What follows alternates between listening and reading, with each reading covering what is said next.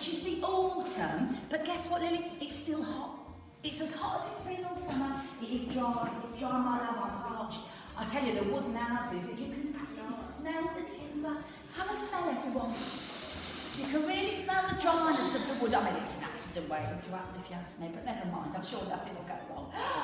That's what I said the day before. Anyway, 1st of September, autumn, 1666. And those roofs, they was very close together. Let's see your roofs again. Now, that line, you need to come a bit closer to us. So the roof's almost touching, not quite, but almost touching. Stop there. You just have to shout. Right apples, juicy pears. Right apples, juicy pears. Fantastic practice. Now, that's just this mouthful, isn't it? Succulent. Succulent sausages. Succulent sausages. Let's try it again. And stop freezing, because you can't have it in near any fires or candles, right? Ready? Try again. Careful. And you're saying fresh. Keep going, keep going. Right, succulent sausages.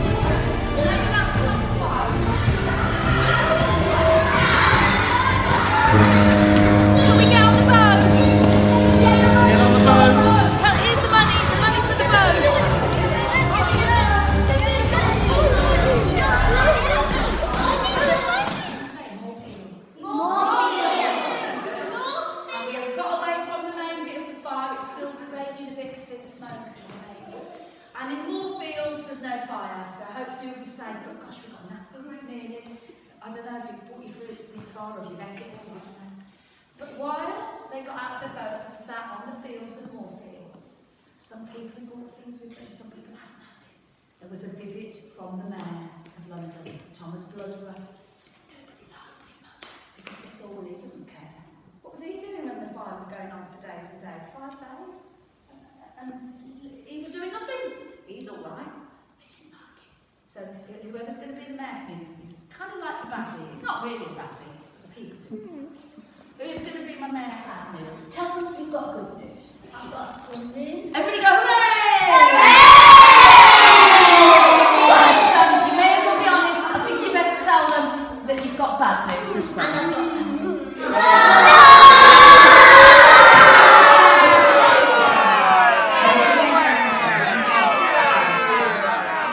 Stop the houses, all the shops have been destroyed.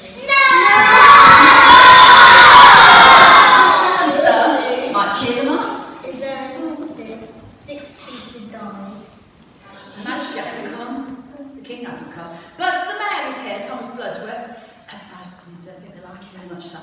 He says, most of your possessions have been destroyed. They know that. Why have you not been in? And then he says, the good news, tell them the good news, because they don't look happy. We will rebuild that fine city of London. You tell them, sir. The good news is we will rebuild our fine city of London. Hooray!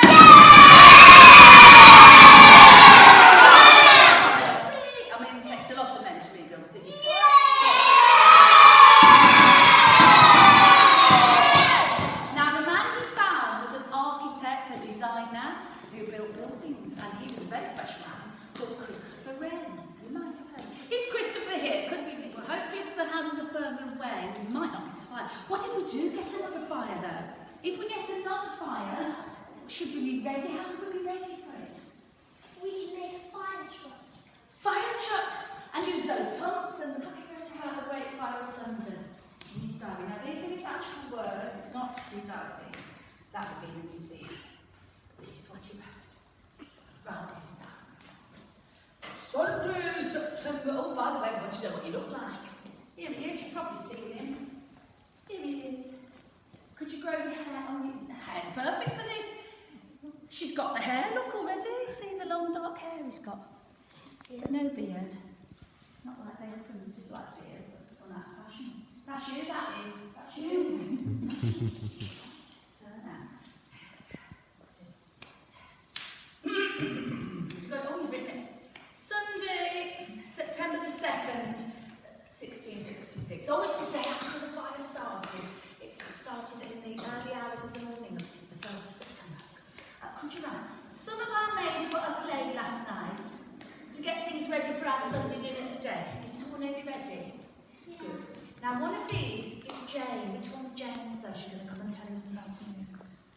Come on, Jane. She's volunteering, so come on, Jane. You say, yes, Jane, what is it? You say, and Jane called us about 3 in the morning, that's how late you were, getting the chicken ready, to tell us about a great fire they saw in the city. Oh, better tell him. Great fire in the city. Quick, write it down. No, hang on, you haven't got time for that. Leave your food, go and have a look for yourself. He's looking around and up he gets. He said, and he wrote this. So I got up and went to her window. Where's your window? Where did you see it from? Go and follow her. She's seen it out the window. I don't know where it is. I've never been to your house. Oh, no, I see. I thought the fire was a long way off, he said. So I went to bed again and slept. You what? Go on. And the other servants shout, now it's burning by London Bridge. Off you go. Now, it's making it look dark. Oh, quick, you better write all this down. And then up by 5 o'clock, he says, blessed be God, all is well. I don't think so. It took days to put out the fire. And then he saw St. Paul's Church. All the roofs fell in. Right, all the roofs have fallen in on St. Paul's Church. Oh, but of course, Christopher Wren will rebuild and make it into St. Paul's Cathedral, even bigger. And then he went home when he's come home, and he gave orders for the house to be made clean. You better go and tell that lot to make the house clean. Maybe the smoke's got in the window, I don't know, maybe it's made the furnishings a bit dirty. Make the house clean. And you lot are like, oh, you did the dinner all night, now I'm going to clean the house. That's what it was like for the servants. Thank you, Samuel Pepys. Fetch the engines, fire, fire, fire, fire, pour on water. Now, of course, they didn't have fire engines then, but that's how the nursery rhymes changed for us. We're going to do it in rounds. So, from you